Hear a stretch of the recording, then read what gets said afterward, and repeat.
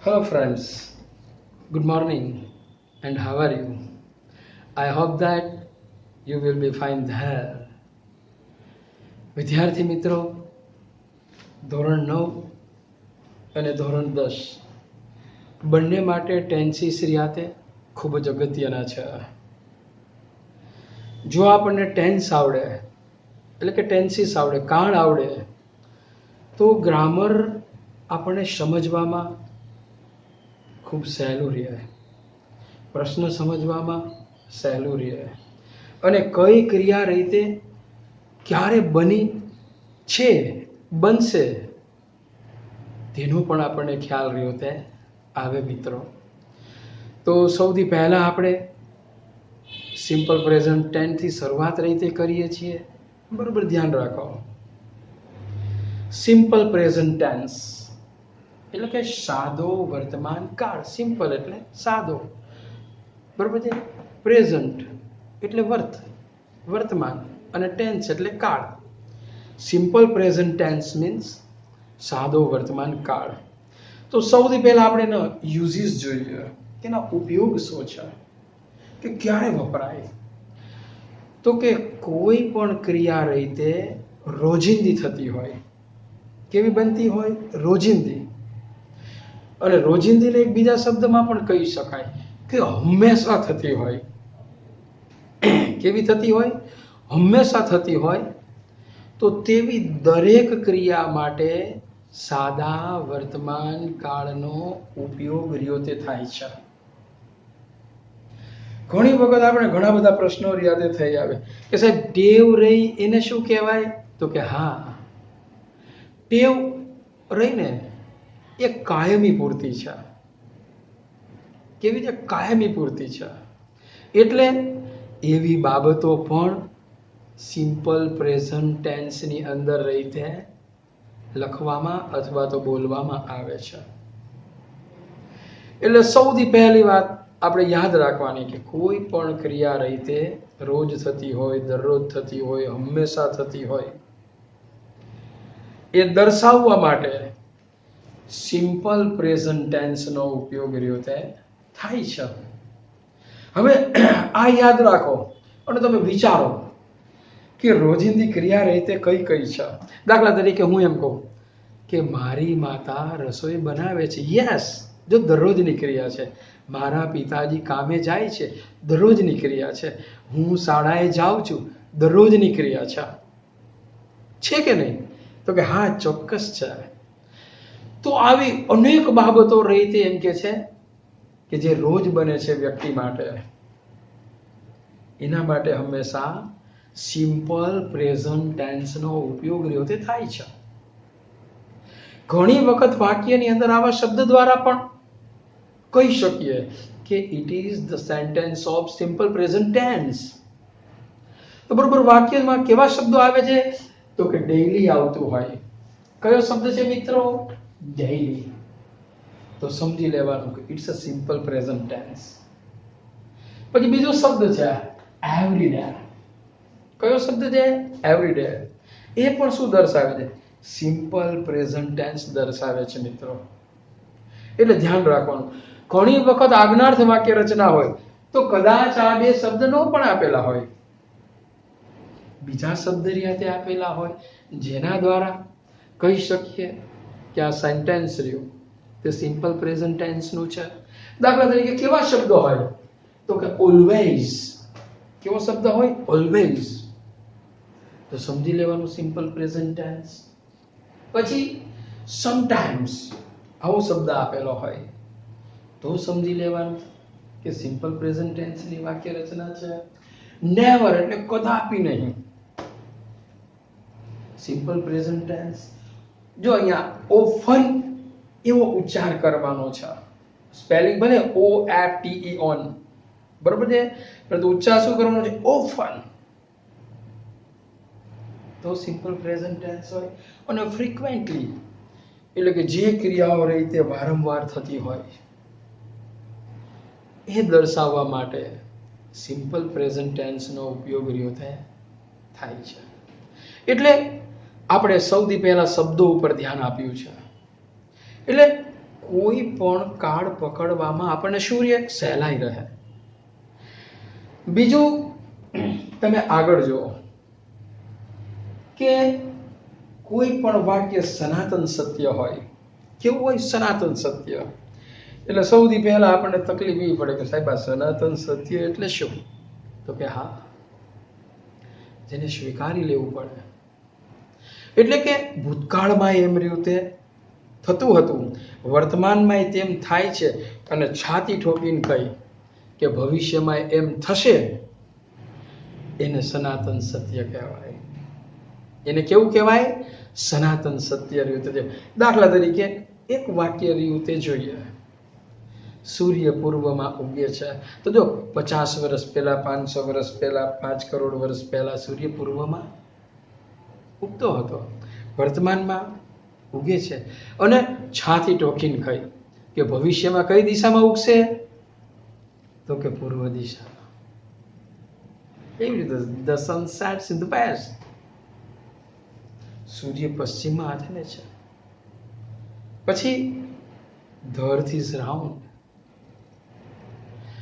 હવે આ એક બાબત લીધી કે આવા વાક્યોને સનાતન સત્ય યાતે છે. બીજું કે વિજ્ઞાન અથવા તો ગણિતના સિદ્ધાંત હોય. શું હોય? વિજ્ઞાન અથવા તો ગણિતના સિદ્ધાંત હોય. એને દર્શાવવું હોય તો એ હંમેશા સિમ્પલ પ્રેઝન્ટ ટેન્સમાં જ લખાય અને બોલાય. AB is equal to BC is equal to AC. કહેવાનો મતલબ શું છે? કાંઈક ઇટ્સ એન એક્ઝામ્પલ. વિજ્ઞાનનો કોઈ પણ સિદ્ધાંત રહ્યો, ગણિત જો 2 + 2 is equal to 4 છે. તો કે હા. પછી ભૌગોલિક કારણ હોય, the earth moves around the sun. પછી કોઈ પણ કહેવત હોય, honesty is the best policy. સંપ ત્યાજમ. The death is eternal. વગેરે વગેરે. એટલે કે આ બાબતમાં તમારે ધ્યાન રાખવાનું છે કે કોઈ પણ વાક્ય સનાતન સત્ય હોય, વિજ્ઞાનના સિદ્ધાંતો હોય, ગણિતના નિયમો યાતે હોય, ભૌગોલિક કારણ હોય કે કહેવત આપેલી હોય, તો એને હંમેશા સિમ્પલ પ્રેઝન્ટ ટેન્સમાં જ લખાય છે. આ યાદ રાખો. આગળ વાત કરતા કહે છે ઇફ ક્લોઝ વાળી વાક્ય રચના આવે. ઇફ ક્લોઝ એટલે શું? કે જે વાક્યની શરૂઆત રહી તે ઇફ થી થઈ હોય અથવા અનલેસ થી થઈ હોય અને એની અંદર એક શરત રાખેલી હોય. એમાં એક વાક્ય રીતે સાદા વર્તમાન કાળનું હોય છે અને બીજું વાક્ય રીતે કેવું હોય છે? ભવિષ્ય કાળનું. એટલે એમાં શેલ અથવા will નો ઉપયોગ રીતે થયેલો હોય છે. દાખલા તરીકે, જો તમે મહેનત કરશો તો પાસ થશો. જો છે, શરત છે, ઇફથી શરૂઆત રીતે થઈ છે, તો એક વર્તમાનનું હોય જ અને બીજું શેનું હોય? તો કે ફ્યુચર ટેન્સ.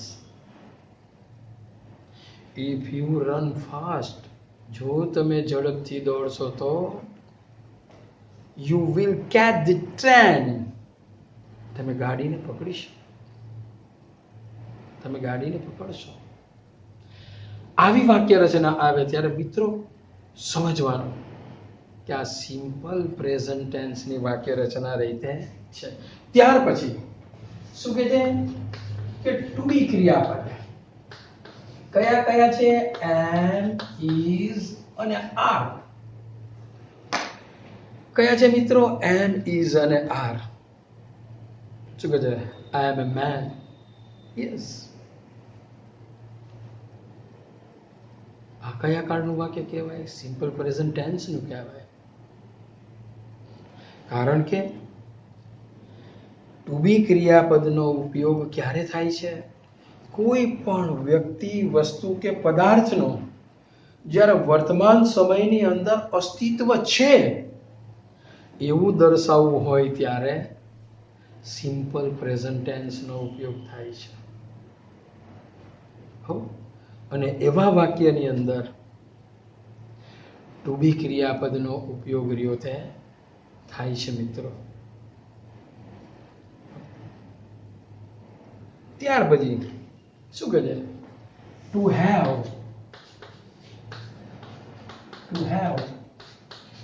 ની માલિકી હોવું, ની માલિકી હોવી, અથવા તો ની પાસે હોવું. શું કહે છે? બે ની માલિક. હું એમ કહું આઈ હેવ એ ચોકસ્ટિક, આનો શું છું? માલિક છું, મારી પાસે છે. તમારી પાસે કોઈ પણ વસ્તુ છે. I have a bike, I have a pen, I have a mobile, વગેરે વગેરે. એટલે કે ની પાસે છે એવું પણ જ્યારે તમારે દર્શાવવું હોય ત્યારે વર્તમાન કાળની અંદર હેવ નો ઉપયોગ રહ્યો તે થાય છે. હેવ શું દર્શાવે છે? નો માલિક છે અથવા તો ની પાસે છે એવું રહ્યું તે મિત્રો દર્શાવે છે. ત્યાર પછી આગળ શું વાત કરે છે? તો બરોબર ધ્યાન રાખજો. કેન અને મે પણ વર્તમાન કાળ દર્શાવે છે મિત્રો. શું કહે છે? કેન અને મે પણ વર્તમાન કાળ રહ્યો છે. કેન એટલે કે વર્તમાનમાં તે કાર્ય કરી શકવાની એનામાં એબિલિટી છે. શું છે? શક્તિ છે, સમર્થ રહ્યો તે છે. એવું જ્યારે દર્શાવવું હોય ત્યારે he can run fast. શું છે? It's a simple present tense. વર્તમાનની એની એબિલિટી રહી તે આ કેન દ્વારા દર્શાવેલ છે.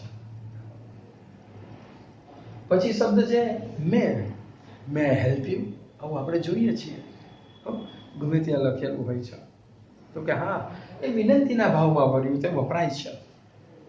અને મેનો એક બીજો ઉપયોગ છે ભવિષ્યકાળ માટે પણ રહ્યો તે થાય છે. પરંતુ અહીં શેના માટે ઉલ્લેખ કરવામાં આવ્યો છે? તો કે વર્તમાન માટે. આટલી બાબત રહી તે શેમાં આવે છે મિત્રો? તો કે સિમ્પલ પ્રેઝન્ટ ટેન્સમાં આવે છે.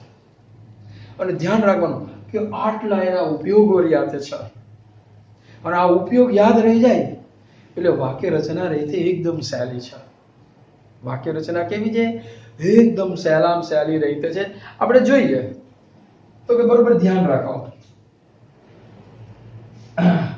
એક વચન, બહુવચન, એક વચન અને બહુવચન. તો કે હા પ્રથમ પુરુષ એક વચન એટલે આઈ, પ્રથમ પુરુષ બહુવચન એટલે શું થશે? વી. બીજો પુરુષ એક વચન એટલે યુ. પછી બીજો પુરુષ બહુવચન એટલે યુ. ત્રીજો પુરુષ એક વચન એટલે હી, સી અને ઇટ. અને બીજો પુરુષ બહુવચન એટલે ધે. તમને લાગે સાહેબ આવું તો હવે પ્રાથમિક શાળામાં શીખતા હતા, અહીંયા શીખવાની શું જરૂર છે?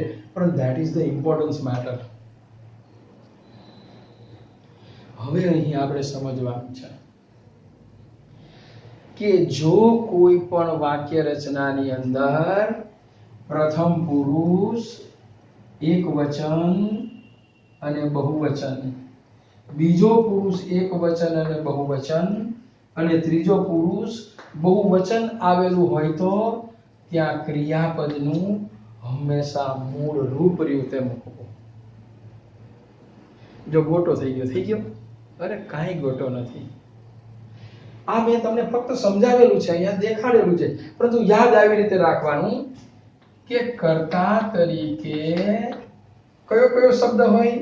આઈ હોય, વી હોય, યુ હોય એટલે બે એક વચન અને બહુવચન. અને ધે હોય ત્યારે શું થાય છે? ક્રિયાપદનું મૂળ રૂપ વપરાય છે. શું થાય છે? મૂળ રૂપ. એટલે કે આઈ વી યુ અને ધે સાથે શું આવશે? ક્રિયાપદનું મૂળ રૂપ. આ યાદ રાખવાનું. અને આટલા કરતા સાથે જો ક્રિયાપદનું મૂળ રૂપ આવે તો સમજી લેવાનું કે it's a simple present tense. બીજું તો કે સાહેબ આનો વારો આવી ગયો, આનો આવી ગયો, આનો આવી ગયો, આનો આવી ગયો, આનો આવી ગયો, આ બાકી રહી ગયું. તો કે હા આ બાકી છે. કયો શબ્દ છે? હી, સી અને ઇટ. હી એટલે કોઈ પણ નર માટે વપરાતું સર્વનામ. હો એમ કહું મનોજ ઇઝ એ બોય, પછી એમ કહું he is A clever boy. જો નામના બદલે વપરાણું કે નહીં? એટલે શું કીધું? એના માટે હી વાપર્યું. She is a girl. બરોબર છે. હું એમ કહું Mala is a girl, she is dancing well. તો જો પ્રોનાઉન ગઈ. ઇટ નાન્યતર જાતિ. જો કર્તા તરીકે આવા નામ આપેલા હોય તો ક્રિયાપદને અંતે એસ લાગશે અથવા તો શું લાગશે? ઈએસ પ્રત્યય યોતે લાગશે. આ નહીં ભૂલવાનું, આ ભૂલવાનું નથી. હો એટલે પાછું આપણે જોયું કે કર્તા તરીકે હી, સી અને ઇટ હોય તો ક્રિયાપદને એસ લાગશે અથવા તો ઈએસ રીતે લાગશે. તો અહીંયા પ્રશ્ન થાય સાહેબ ક્યારે એસ લગાડવું ને ક્યારે ઈએસ લગાડવું? તમારી વાત સાચી છે. તો બરોબર ધ્યાન રાખો. ક્રિયાપદને અંતે શું કહે છે? ક્રિયાપદને અંતે એસ આવતો હોય, ડબલ એસ આવતો હોય, એસ એચ આવતો હોય, સી એચ આવતું હોય, એક્સ આવતું હોય કે ઓ આવતો હોય તો ઈએસ પ્રત્યય રહ્યો તે તમારે લગાડી જ દેવાનો. બરોબર ધ્યાન રાખો. શું કીધું? એસ આવતો હોય, ડબલ એસ આવતો હોય, એસ એચ આવતો હોય, સી એચ આવતું હોય, એક્સ આવતું હોય કે ઓ આવતો હોય તેને કયો પ્રત્યય લગાડવાનો છે? ઈએસ પ્રત્યય. જો તમે ઈએસ પ્રત્યય લગાડશો તો ક્રિયાપદનું વર્તમાન કાળનું રૂપ રહ્યું તે બની જશે. પરંતુ ધ્યાન રાખવાનું ક્યારે? તો કે કર્તા તરીકે હી, સી અને ઇટ હોય તો જ. તો હવે એસ ક્યારે લગાડવાનું? તો ધ્યાન રાખવાનું કે S, double S, S H, C H, x કે ઓ નો હોય તો અહીંયા બધે શું લગાડવાનું? તો કે એસ રીતે લગાડવાનું. શું લગાડવાનું? એસ રીતે લગાડવાનું. હા મોસ્ટ ઓફ કેવી રીતે રહ્યા તે બધા સૂચનો કરતા હોય છે કે પ્રથમ પુરુષ એક વચન બહુવચન, બીજો પુરુષ એક વચન બહુવચન અને ત્રીજો પુરુષ બહુવચન હોય ત્યારે ક્રિયાપદનું મૂળ રૂપ રીતે આવે છે. હો તો એ સાચું છે. પરંતુ વધુ સહેલું બનાવવા માટે આપણે શબ્દ આપી દીધા આઈ, વી, યુ, ધે સાથે ક્રિયાપદનું મૂળ રૂપ, પછી હી, સી અને ઇટ સાથે ક્રિયાપદને એસ અથવા ઈએસ, સામાન્ય રીતે એસ. પરંતુ જો ક્રિયાપદને અંતે S, double S, S H, C H, x કે ઓ આવતા હોય તો ઈએસ પ્રત્યય રીતે લગાડવું. તો કે હા આ કેવી વાક્ય રચના છે? તો કે જે કે વિધાન વાક્ય રચના રીતે થઈ મિત્રો. કેવી વાક્ય રચના થઈ? વિધાન વાક્ય રચના. તો કે હા વિધાન વાક્ય રચનાની અંદર આવા કરતા હોય તો એની સાથે આવા પ્રકારના શબ્દ એટલે કે પ્રત્યય લગાડવાથી ક્રિયાપદનું શું થાય છે? શું થાય મિત્રો ક્રિયાપદનું? તો કે વર્તમાન કાળનું રૂપ રીતે બને છે. તો કે હા 100% બને છે. હવે વાક્ય રચના કાંઈ એક જ પ્રકારની ન હોય. આ હકાર વાક્ય રચનાની વાત કરી. હવે નકાર વાક્ય રચના રીતે જોઈએ તો બરોબર ધ્યાન રાખો. એમાં કરતા તો આટલા જ હશે, આનાથી કઈ વધારે હોઈ શકે નહીં.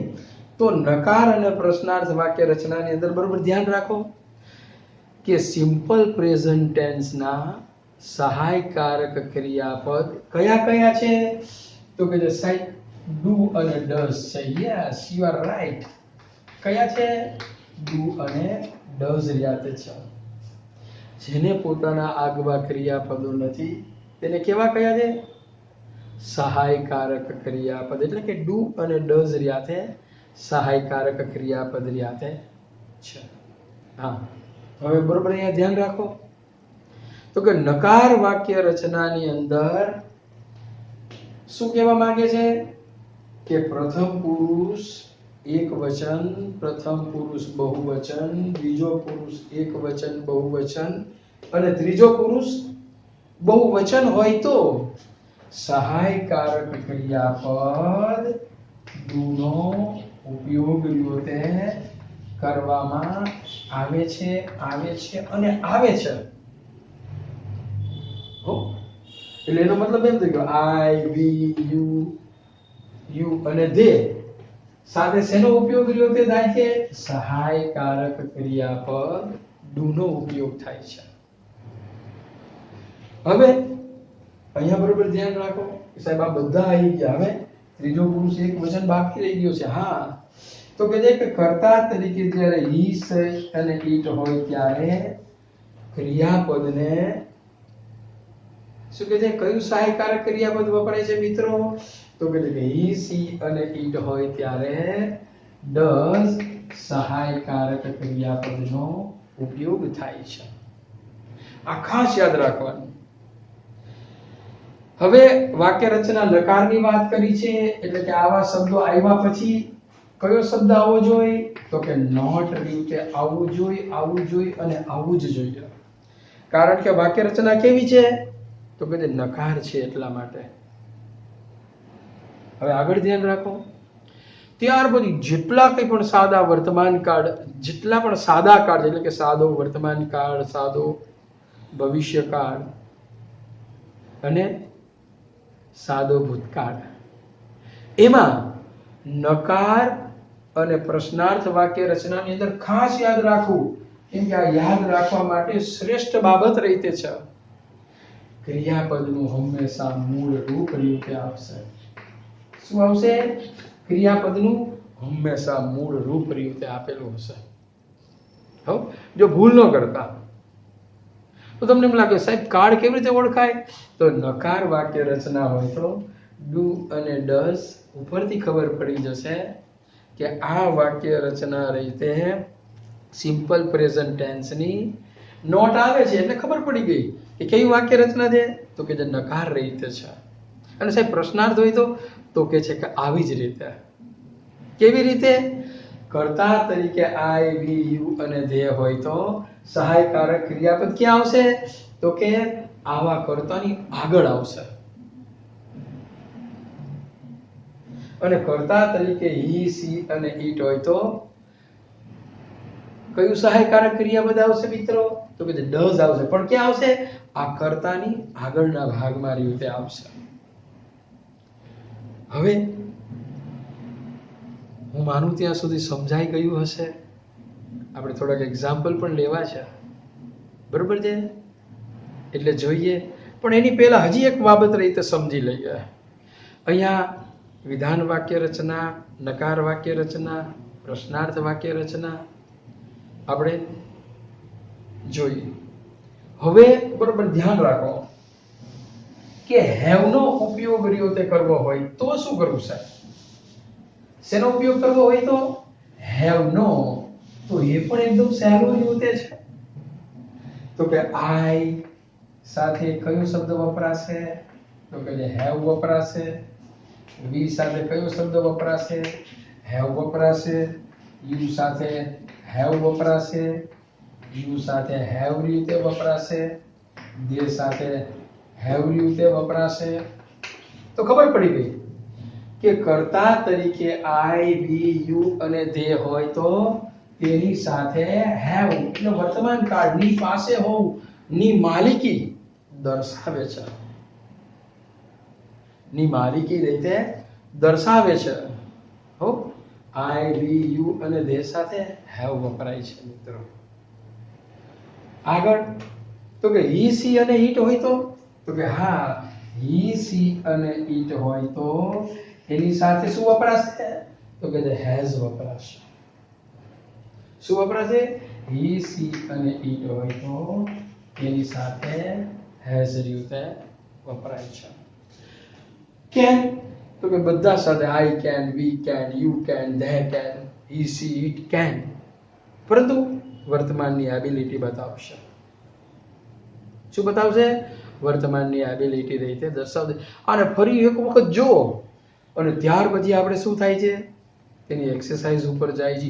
જો આટલું તમે બરોબર યાદ રાખ્યું હશે તો મને કોન્ફિડન્સ છે કે હવે પછી આપણે ખાલી જગ્યા લેશું એ તમને આવડશે ને આવડશે, ડેફિનેટલી આવડશે.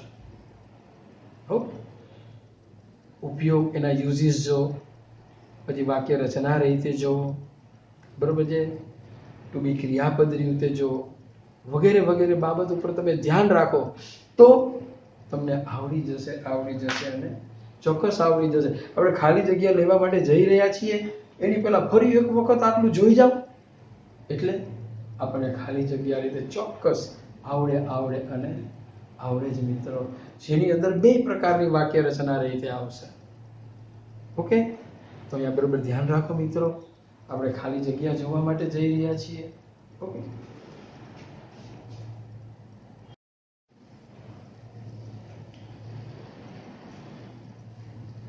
હેલો ફ્રેન્ડ્સ, બધા નિયમો, વાક્ય રચના આપણે જોઈ લીધું. થોડીક પ્રેક્ટિસ કરી લઈએ એટલે ખ્યાલ આવે. બરોબર ધ્યાન રાખો. Fill in the blanks. આઈ ખાલી જગ્યા ટુ સ્કૂલ ડેઈલી. તો જો કયો શબ્દ આપેલો છે? ડેઈલી આવતું હોય, એવરીડે આવતું હોય ત્યારે આપણે કયું છે કે કયો કાળ હોય? તો કે સિમ્પલ પ્રેઝન્ટ ટેન્સ. તો આપણને ખબર પડી ગઈ કે આ સિમ્પલ પ્રેઝન્ટ ટેન્સ. હવે શું રાખવાનું છે કે કર્તા કયો છે? તો આપણને યાદ હોવું જોઈએ કે કર્તા તરીકે આઈ, વી, યુ અને ધે હોય તો ક્રિયાપદનું મૂળ રૂપ વાપરવું. અને કર્તા તરીકે જો હી, સી અને ઇટ હોય તો ક્રિયાપદને કાં તો એસ લગાડવાનું અથવા તો શું આવશે?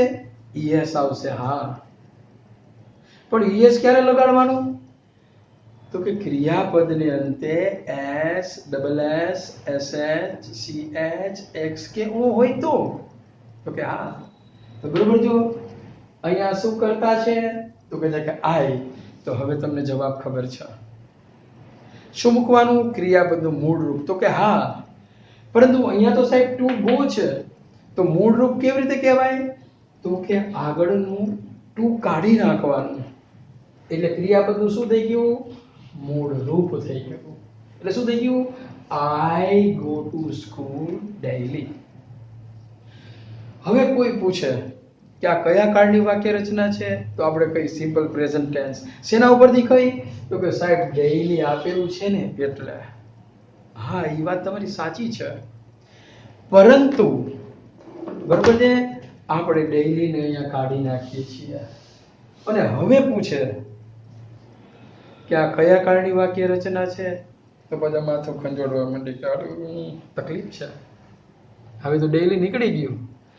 તો કાળ હંમેશા એના ક્રિયાપદથી જ ઓળખાય છે. તો ક્રિયાપદ ઉપર ધ્યાન રાખો. તો ક્રિયાપદ શું છે અહીંયા? તો કે જે ગો. તો કે હા, આઈ સાથે ક્રિયાપદનું મૂળ રૂપ છે, સાદો વર્તમાન કાળ છે. જાઓ, ડેફિનેટલી, કોન્ફિડન્ટ. ધ્યાન રાખવાનું.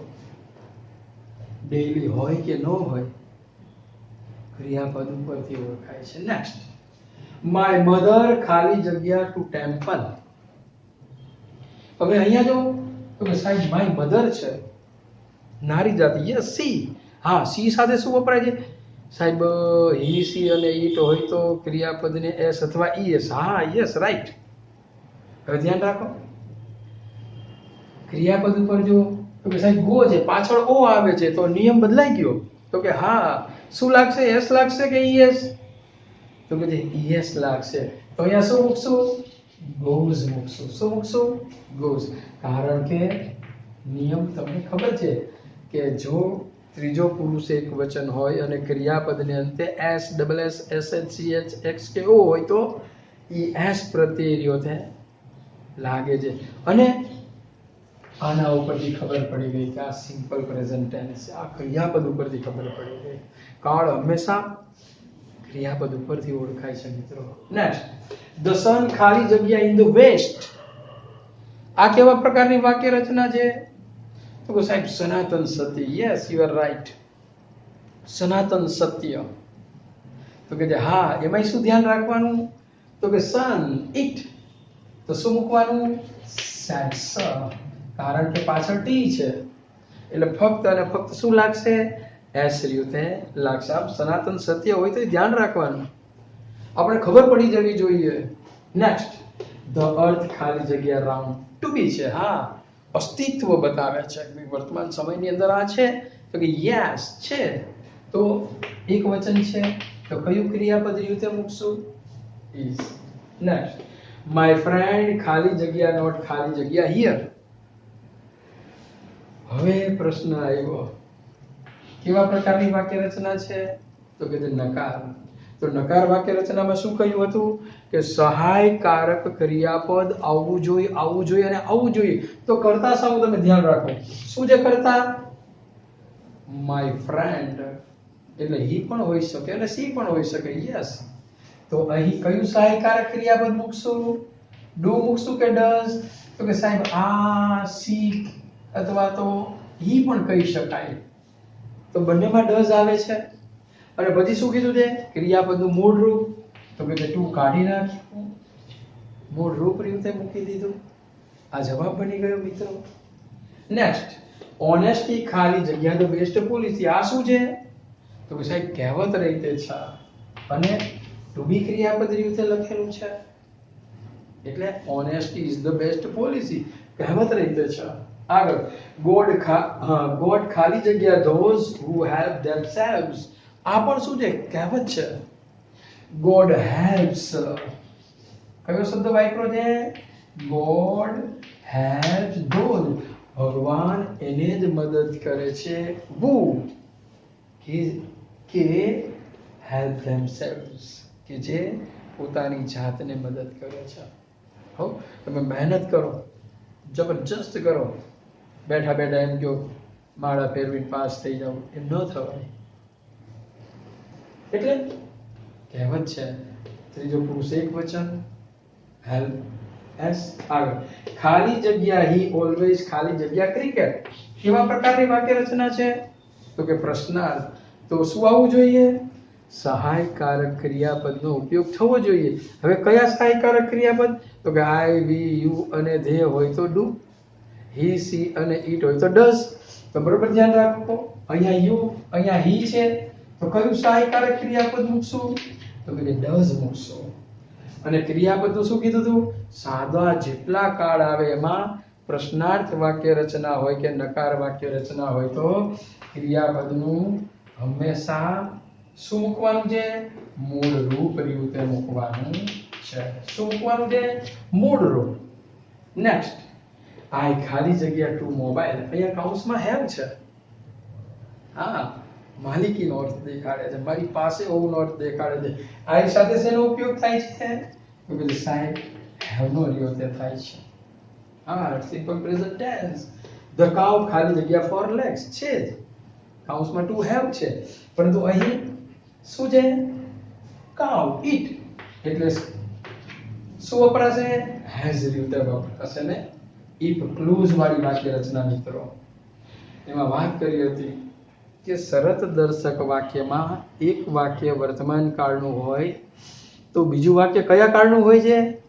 Simple future tense. એટલે બેમાં યાદ રાખવાનું, વર્તમાનમાં યાદ રાખવાનું અને શેમાં યાદ રાખવાનું? ફ્યુચર ટેન્સમાં પણ.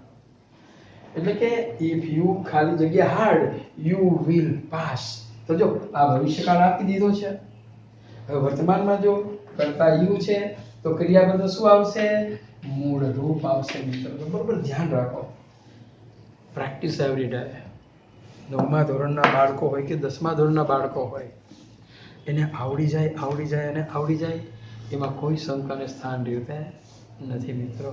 Okay, good bye.